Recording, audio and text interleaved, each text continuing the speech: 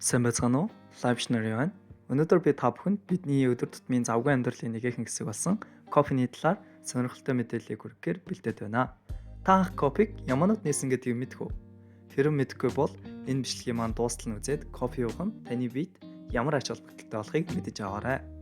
Манай эртний 15 дугаар зуунд Африк ТV өмнөд хэсэгт байрлах Этиопид Галти хэмээх ямаачин нэр анх кофег нээлрүүлсэн гэх домог байдаг байна. Түүний ямаанууд үл мэдэх жижиг ургамлыг эзсний дараа итгэмээргүй сэргэг болж шүнж унтахгүй байгааг Галти анзаарчээ.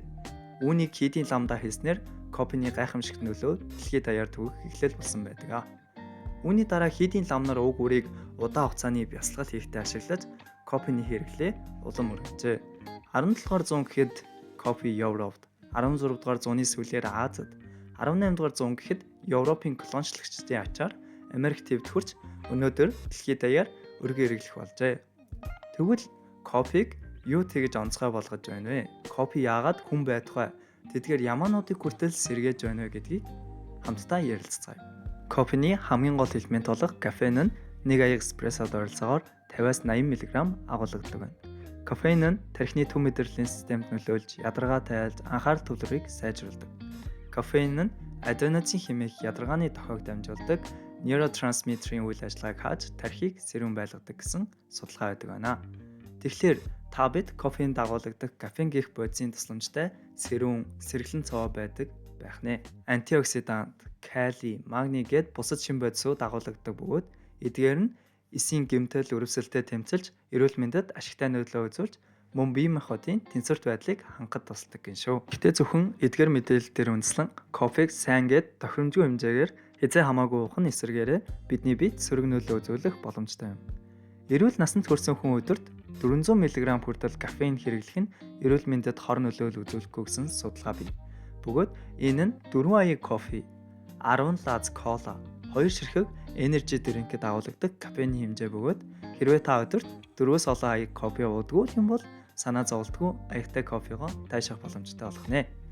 Манай Монгол улсад төдийлөн кофег хэтрүүлэн хэрэглэх нь бага гэдээш дэлхийд Люксембург улсад өдөрт дунджаар 6 аяг кофе, Финляндад 4 аяг кофе, Шведэд 3 аяг кофе гэх мэтлэн хүний өдөрт авах ёстой кофеины хэмжээнээс давуулах тохиолдлууд байгаа байна. Тэгвэл кофег уух нь хүний биед хэрэгтэй юм бол бид кофег хэрхэн уух нь хамгийн тохиромжтой талаар зөвлөмжүүдийг хүргье. Нэгдүгээрт өглөө шууд сэрэнгүүтээ кофе битгий уугаарай. Бидний бие өглөөний цагт кортизолын түвшин өндөр байдаг. Энэ нь биднийг сэрүүн байхад тусдаг даавар бөгөөд хэрв бид өглөө 7-оос 8 цагийн хооронд шууд кофе уувал кофеин нь кортизолтой хавсарч бидний биед сөрөг нөлөө үзүүлэх боломжтой байна. Тиймээс өглөөс сэрсний дараа 30-аас 60 минут хүлээж аваад кофе уувал илүү тохиромжтой байна шүү. Кофего хит халуун биш, хит хүйтэн биш уугаарай. Зарим хүмүүс кофе амархан уухын тулд мөстэй эсвэл хит халуун уудаг. Гэвч амтны мэдрэмж хамгийн сайн ажилтдаг температур бол 50-аас 60 градус орчим юм. Энэ үед кофений жинхэнэ амт өнрийг мэдрэх боломжтой байна шүү. Хар кофе ууж сураарай.